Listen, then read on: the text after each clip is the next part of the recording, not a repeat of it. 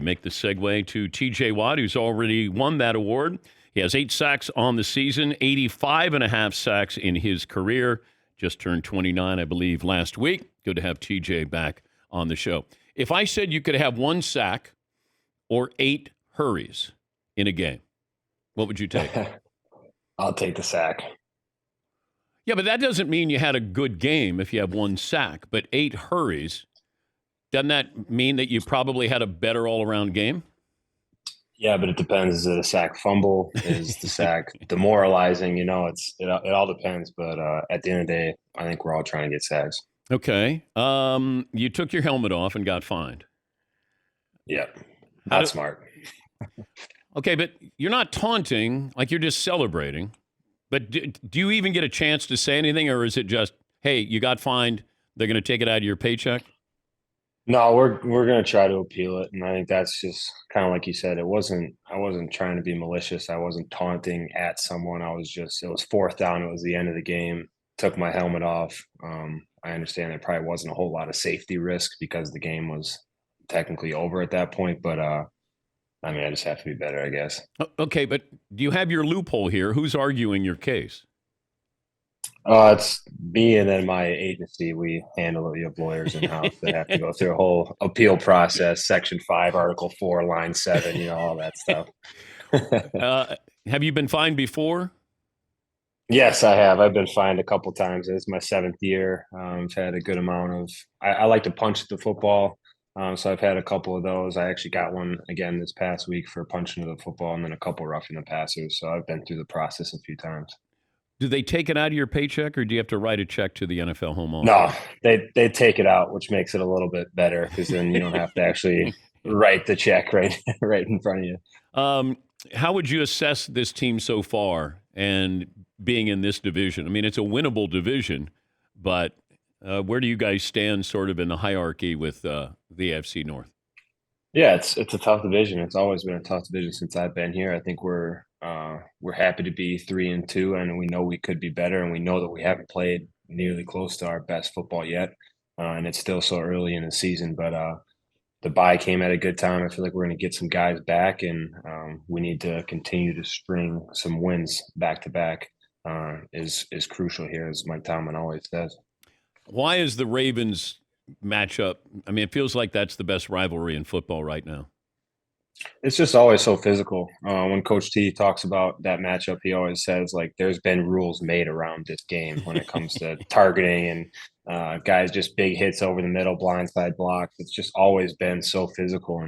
And even though the game has changed dramatically over the last 10 or 20 years, we've tried, and I feel like we've done a good job in that rivalry of keeping it clean, but also just continuing to keep that aggression. And there is a form of hatred between Baltimore and Pittsburgh, and that's okay. I'm fine with it.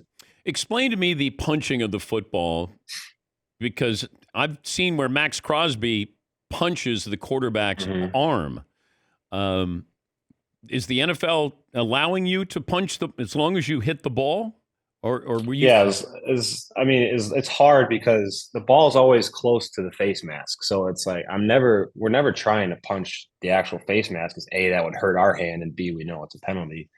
But we're always trying to punch at the football. But what people don't realize, or some people don't realize, is that when a quarterback has the ball or a running back, the moment from here to here or here to here is a split second. So when I'm winding up to go at the football, it could be gone by the time that I move. So it's hard to anticipate exactly where the football is going to be. And I think that's where you get those spots where you're hitting a guy where you're not intentionally trying to. You ever apologize to a player you hit? Oh, yeah, for sure. I mean, there's some times where your emotion gets the best of you, and after a play, you kind of pop the guy in the chin strap and go, sorry. God, let me calm down here for a second. My bad. I realize we still have to go a full game. I don't want to get a cheap shot back my way. Has anybody apologized to you after hitting you? Oh, for sure. I think at the end of the day, I mean, we never want to be malicious. I mean, never want to be disrespectful on the football field. I think both sides do a good job, offense, defensive. If someone does something that they didn't intend to do or that was a little dirty, they're most likely going to apologize. And if they don't, that's where the problems ensue. Why isn't roughing the passer reviewable? I don't know. It's a good question. it's hard. We do everything we possibly can, and I was talking to the ref the other week that when you go to tackle the quarterback, I'm rotating as hard as I can. And I'm taking the hit because the quarterback's landing on top of me. But it's just the life that we live, and we have to adapt as much as possible because those penalties are massive, game changing penalties, and they're 15 yards and a first down. Yeah, but they should review them. If we review basically every play, TJ, when you think about it, there's time to review because that's what the broadcasters do. That if you have the New York office look at these plays and then say, hey, you know what, that hit wasn't to the face.